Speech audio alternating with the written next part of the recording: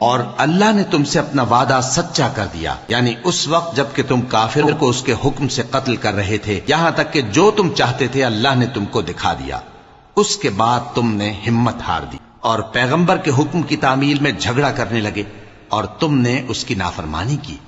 بعض تو تم میں سے دنیا کے طلبگار تھے اور بعض آخرت کے طالب۔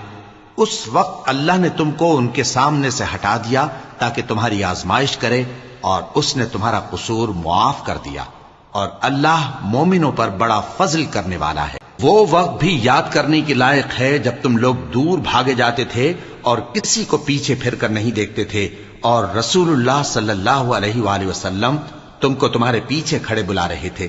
تو اللہ نے تم کو غم پر غم پہنچایا تاکہ جو چیز تمہارے ہاتھ سے جاتی رہی یا جو مصیبت تم پر واقع ہوئی ہے اس سے تم غمگین نہ ہو،